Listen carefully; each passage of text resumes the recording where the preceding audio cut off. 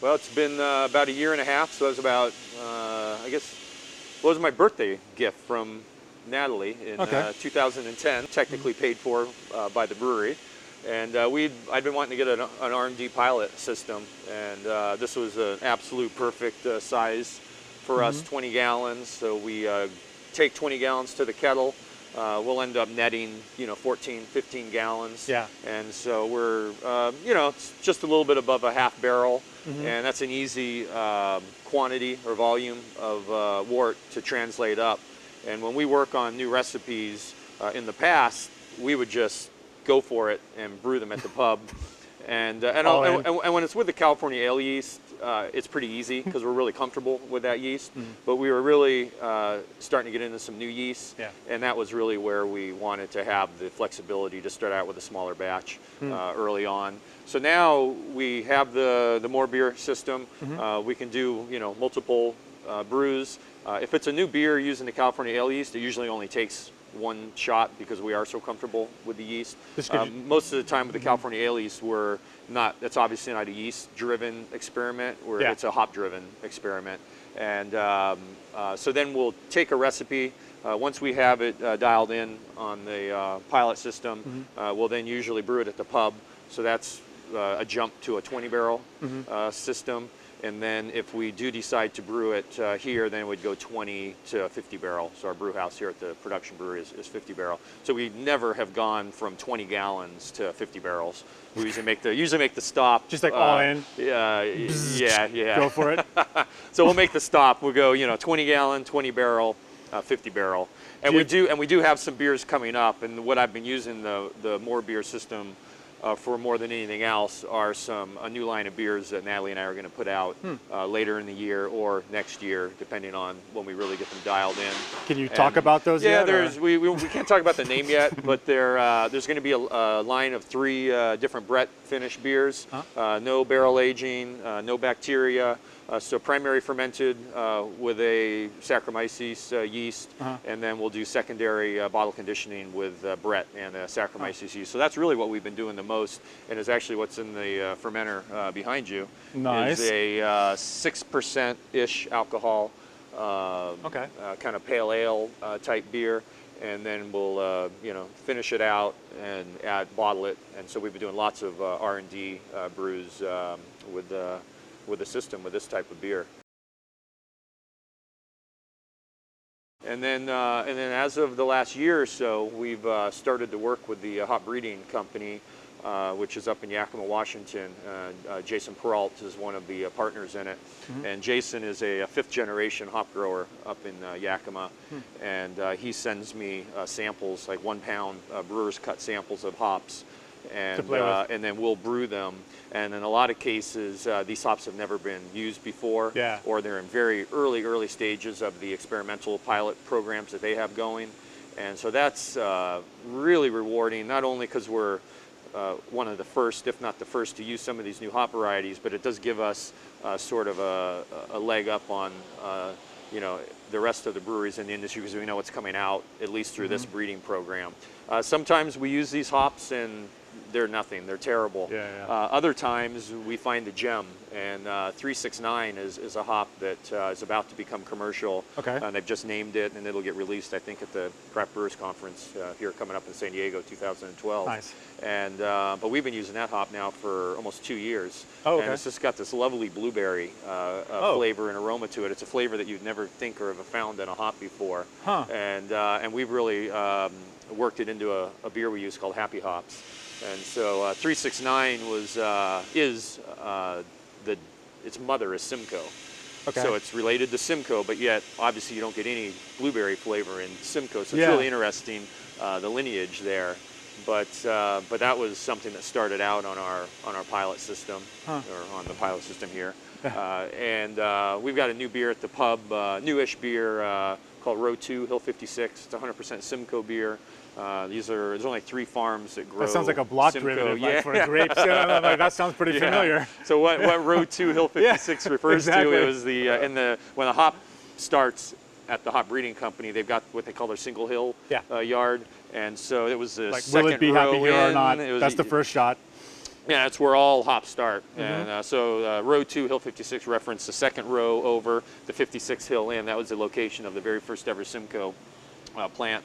So what we've kind of done is deconstructed the beer, and we used the 3 farms that grow Simcoe: Carpenter, Peralt, and Loftus. We use the hops, the Simcoe hops, in specific parts of the brew. Carpenter we really like for bittering, but we really like the Peralt for the flavor, and we like a blend of the Loftus and the Peralt for the aroma. And we use all 3 in the dry hop, a little bit less of the Carpenter, and maybe almost a equal split between the Loftus and the Peralt. So, so like I said, it's kind of a deconstructed beer. When we started out, we did a pilot beer with each of the farms. First, we did an all Carpenter. I was going to say, Peralt, then we did an all Loftus, and then we figured out where they would work best in the recipe. Making 100% hop beer, single hop beer, is pretty difficult. To see what it does, though. You have no way of changing it. I mean, if you have a flavor you don't like, well, it's all just one hop, and that's, you know, you can't say, well, I'm going to throw some Cascade in to make up for something you don't like. But anyways, several other beers that we've got at the pub. Defenestration we kind of recreated a recipe and had a name that we'd used before. Wanted to redo the recipe, so we started doing some test batches on here, and then eventually put it out. So there's all kinds of beers at our pub now that have now been created on our system. So it's a lot of fun. So it seems like if you're getting these one pound lots, these small lots of hops, and you're not quite sure what's going on with them, or you're trying to figure it out, it does make sense to have a 10-gallon shot. Yeah. Absolutely does. Because it's the commitment otherwise, because you have no idea what's going on with it. And you yeah. can also crank out. It's kind of pretty easy if something doesn't work out to dump it, or it just winds up disappearing, or something happens. You know what I mean? Kind of a thing, you know, for a small lot, but larger lots is not going to happen. You wouldn't want to do that. And some farms are sending us wild hops that have popped up on their field. We've got one in our tasting room here now from a Siegel Ranch, which is one of the growers that we buy direct from. So. What are the characteristics of any of those kind of? That one is it's kind of weird that the hop is giving a toffee caramel flavor, but it's not coming from the malt, because we use the same malt bill on every single hop experimental beer that we do. I was just going to ask that. Yeah. So we always use the same malt bill. Yep. The dry hop quantity is always the same. The final hop addition quantity is always the same. The mid-boil quantity hop addition is always the same. So the only variable is the hop itself, and then the quantity of the first addition to hit the exact BUs, which is like, I think we do like 42. So it's enough to see how the bitterness is, but it's not overpowering. And there's very little crystal malt in the beer. Yeah, because that would change up the... Exactly, yeah. So so we know that on this particular hop from Siegel that toffee caramel flavor was not coming from... Just from that? Yeah, it was coming from the hop itself. And and you think to yourself, well, God, you can't have a hop that gives that flavor. But a beer writer friend of mine just told me that in Germany there's a new hop that they bred that tastes like chocolate. And so it's amazing how they're breeding, hops these days. So, anyways, but that's also take it for what it's worth. Well, it's also kind of interesting too, because like the crosses, you never really know. No, it's all a crapshoot. Hop breeding's a crapshoot. Yeah, it's going to pop up, and for everyone that tastes like chocolate, you got a bunch that tastes like skunk. Well, or something. And each year they start with, like it's Jason Peralt at Hop Breeding Company. He and his business partner Gene, they start with something like 20,000 breeds each year. Whoa! And if a dozen make it, that's good. It's usually less than that. Wow. So they're just breeding and hoping that something comes up that they like, but none of it's genetically done.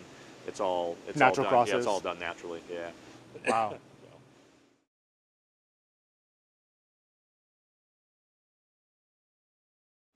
Are you finding that the repeatability and the translatability from the 10-gallon batch up to the big batch is pretty consistent? Yeah, it's pretty easy. Using the sculpture, or is it kind of like, do you have to tweak a little bit in a known way? The only thing that we tweak a little bit in a known way, as you say, is typically the hop additions. The malt transfers up pretty easily, but if we know what what it takes to make a 40 BU beer on a 20-barrel system. So what it is here, it's pretty easy to translate up once you have a little experience. How does it differ? So, do you need to more or less on the big system? We're more efficient on our big system. So I mean, we've got it's just bigger, and everything's a little easier on the big system, but this is pretty easy in and of itself. Yeah. So. And it stays consistent enough to where you know, okay, if it's this on this, we know this little factor, and we're good to go. Yeah, yeah. Okay. And the one thing we chose same tier, or I guess the horizontal. Yeah, that was another question too. Is like why choosing this model? We wanted to be able to mimic what we do on both our breweries, Uh-huh. and gravity isn't something we do. Okay. We liked having the pumps. We like, you know, knowing that you have to pay attention to the pump, just like you do over there. That you know, if you have a leak, can affect your beer. Yeah. You know, things like that. Oxygen uptake. Yeah, exactly. So we wanted to match as much as we can. One thing that we've done is for the heat exchange, we've got a counterflow that we got from MoreBeer. With that, we tie into our glycol. So you definitely can't call it home brewing. Yeah. At that point, you kind of advanced to another level. Right? We don't do tours here at the production brewery, but every once in a while we'll have like a homebrew club in or something, and they'll go, "Oh, that's a great system. Oh, we could do I've this. got We could one do of this. We could do those." this. We could do this. And oh, boosh! And we tied it to the glycol. It's like, ah. Yeah, the home brewer goes, "Oh, I love it. We've got that system." I'm like, "You almost have our system, not quite." But what tying into the glycol does is it takes us about 30 minutes to knock out 20 barrel batch at the pub or 50 barrel here. Well, we mimic that exact timeline, and to me that's very, very important. The amount of time that it takes to heat exchange a batch, we wanted that to be exactly the same, and 30 minutes is about what we do a 20 gallon batch, a 20 barrel batch, or a 50 barrel batch. And the reason for that is that extra time in the kettle with the hops, that contact time, you're getting more BU, pick up. And so we wanted to make sure that there was a lot of consistency there. And that's definitely one area where we've been able to match from batch to batch to batch, whether it's, multiple 20 gallon batches here or that conversion up. We've been able to, do lab tests on beers off the pilot system and at the pub, and then find that, we're within 1 or 2 BUs, which is plenty fine for us.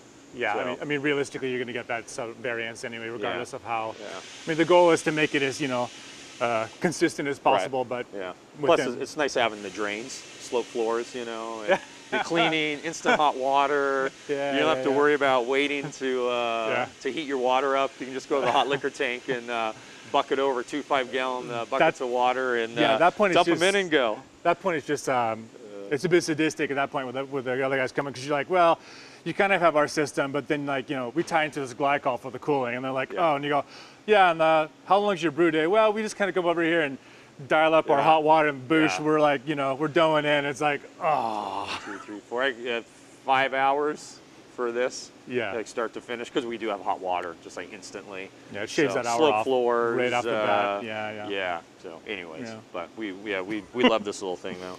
So. Yeah, well, I mean, we're really glad. I mean, because it's like we've known and from the beginning known and appreciated pretty much everything you've been doing.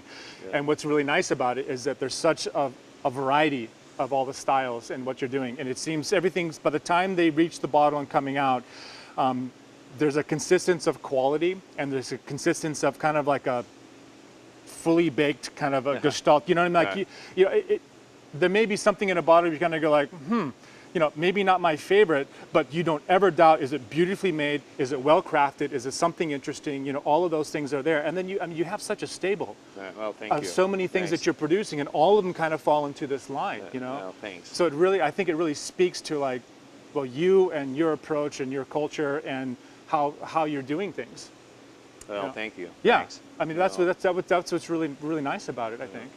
And so the fact that, being able to have a tool and be able to work with being able to focus and dial in it, because I mean, before the pilot system, you've had a ton of other beers you've made. I mean, what was the process of getting to those? We would just brew it on the big what happens system, happens kind of a thing? Yeah.